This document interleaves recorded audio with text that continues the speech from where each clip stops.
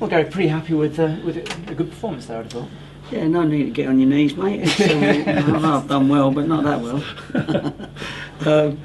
It was a decent performance by the lads. I mean, we started a bit slow, and it was nice and competitive early on, which is good. That's why we wanted this game, sort of like a local derby, as it were. And we haven't played Bristol Rovers, I don't think, for a little while. So, you know, we had to liven our players up. I thought we competed, but we didn't quite show our ability in the first half. And the lads now know that, you know, I'm quite happy to change things if I have to. And obviously it was a change for the better, because second half, you know, we got our 2 goals and created a few more chances. So all in all, it was a nice result, but you don't pick up any points. And you know, we wish Bristol Rovers well for their season, because you know, that side and that club needs to get back in the league pretty quickly. Always good for a striker to get goals, and it's another couple for AJ. Yeah, he's a good finisher. Maybe it's the first time he's heard me get angry with him, because you know, he's a good trainer, he's a good player, but he didn't get his mental state ready enough for the first half. Second half, he played with a lot more desire, and his runs were quicker. We moved the ball quicker, and when he gets in there, he's a very, very good finisher, and he showed that with 2 goals, and also a couple of opportunities that he had. And so hopefully he's learned something about me anyway, at least. and considering the back 4, back 5 you put out tonight was completely different from the one you had last season, I thought that they looked at a pretty decent unit. Yeah, we looked at a decent unit against Reading as well, but you know, Bristol Rovers gave us a different threat, in as much as that they played a different system, you know, with 3 at the back, and sometimes if you're not quite on song, it can cause you a problem. But you know, we wrestled the game, and we sorted it out at half time, and then got our 2 goals. So it was no, we're quite pleased with our organisation.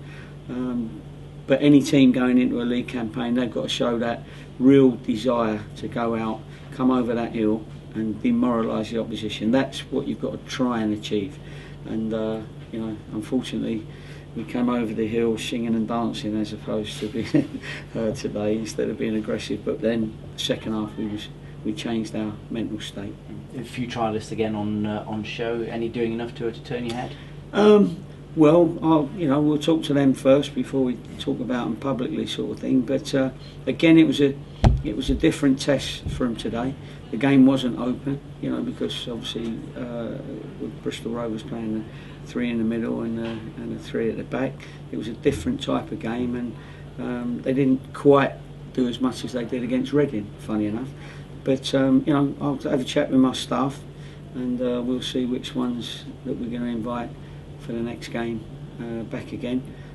But we haven't had that discussion yet. I mean, Simon Gillett in a slightly different boat from the others, in that he's a experienced pro, been there, done it. I mean, he's a very neat kind of player. He's your kind of player almost. Yeah, you're his agent. I saw a lot of him last year, and he did well. And he has done well, and you know, but we know him. You know, we know what he's got and exactly how he can play, and you know, so we'll have a chat with him. But the ones we don't know, then obviously we can't keep them here forever. We've got to make some form of decision from what we've seen, not just in games but in training, and whether they can play an English First Division game as opposed to you know, where they've been playing. And with Simon, is that a wages thing? Seeing if you can get him to fit into the kind of structure that you've got? Yeah, and you know, it's being organised, you know, being disciplined. Keeping your shape when you need to. It's all those things that, you know, we have to work out. Have we got time to put them through that process? Because we're not going to have a big squad, and everyone we get, you know, has got to be ready by August the 9th. So that's what we got to discuss. You know, which ones we think can get straight into our philosophy quickly. And it's 3 games in pretty quick succession, and a real nice one coming up at the weekend. Yeah, nice. You know, Cardiff, and it's similar to the Reading game, 2 championship clubs, but Cardiff have still got their Premier League boys in their midst. They lost corker this week, didn't they? So, but they got some good players, and they'll be a good team, and that gives you a different test again. So you've got to come up against all these tests with different shapes, different philosophies. You know, Cardiff will play it a little bit. You know, Ollie will have his way of playing, and we got to be ready for all sorts of onslaughts. But we've also got to be able to break all sorts of teams down, and that's why it's good to have all the players early, which we have done, and bringing them through all these games because they're learning all the time.